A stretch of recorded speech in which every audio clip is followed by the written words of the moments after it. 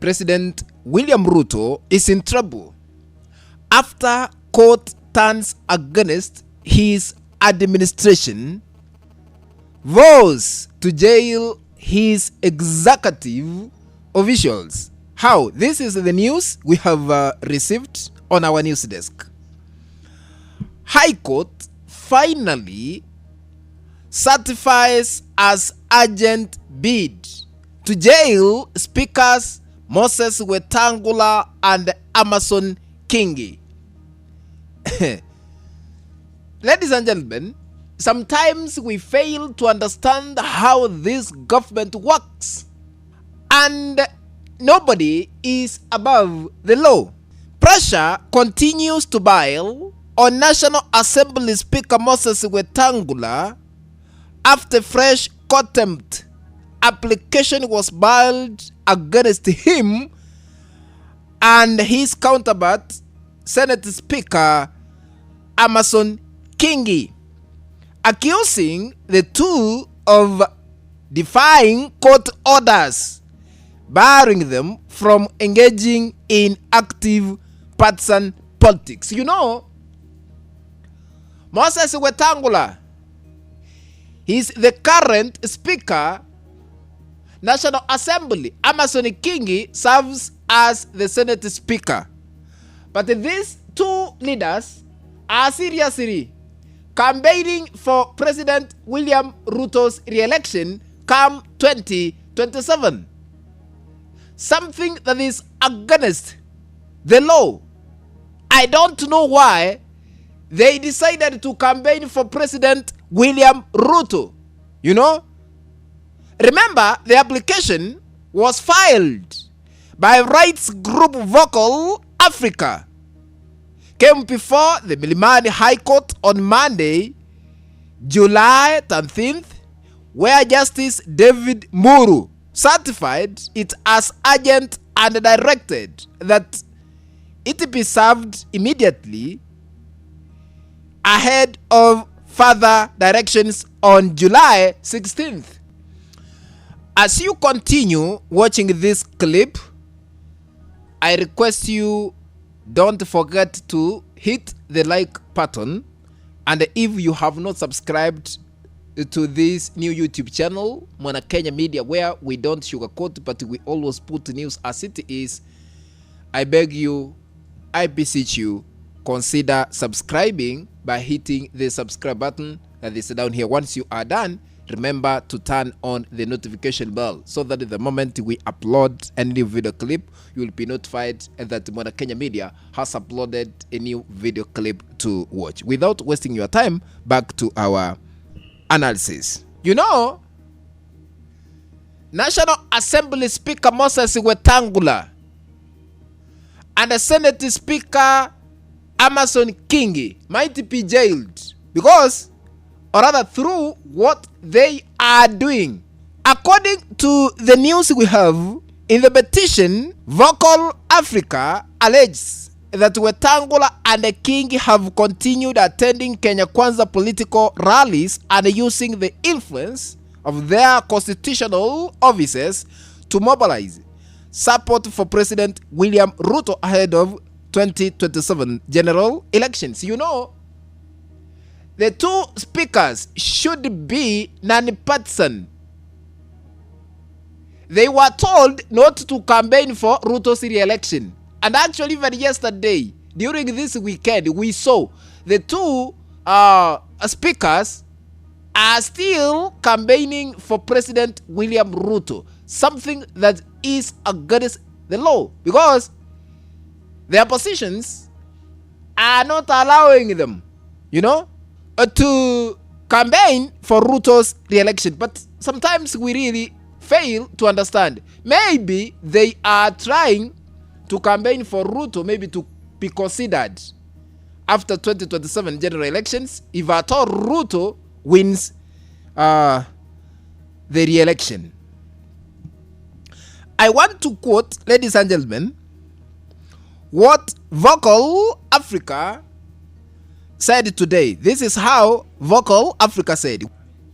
We have today filed the contempt of court proceedings against the Speaker Wetang'ula for defying court orders. Last week, the court issued conservatory orders for both speakers to desist from engaging in active politics. However, despite the court order, Speaker Wetang'ula still went ahead and participated in several political activities. This is what I had explained.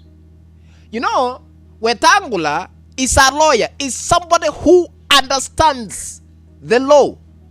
But for this, is going against the constitution. He was told not to campaign for Ruto's re-election.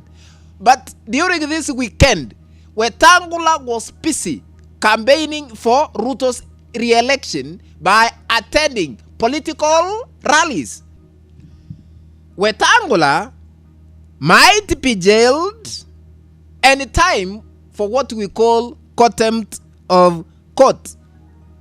Ladies and gentlemen, the order means the respondents will receive the petition documents before the matter returns to court for further directions on July 16th this year 2026. The High Court issued the directions under its constitution, ladies and gentlemen, and human rights jurisdiction, with the case involving Wetang'ula, Kingi, and 3 other respondents.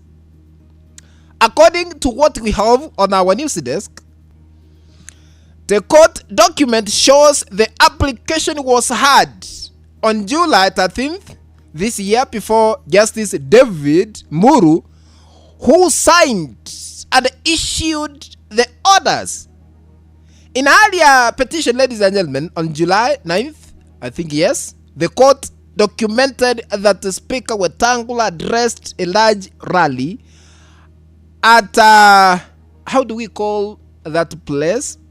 At Silverline grounds in Eldoret, Uasin County on July 3rd, where it is reportedly he launched a nationwide campaign network for Kenya Kwanza. You know, Kenya Kwanza is a coalition that is under President William Ruto. And Wetang'ula is campaigning for that coalition to consider Ruto's re-election 2027.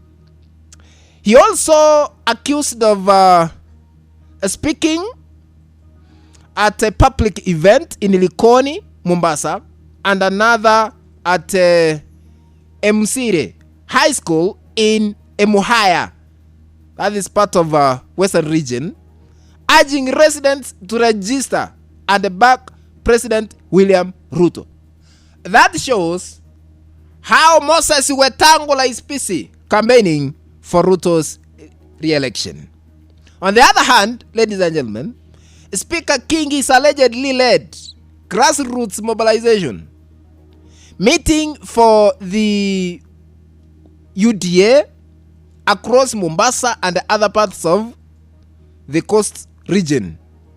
Vocal Africa, ladies and gentlemen, argues this conduct preaches the Election Campaign Financing Act and the Election Offences Act, which explicitly prohibit state and public officers from engaging in partisan campaign activities, using state machinery to influence voters, or failing to declare campaign funding.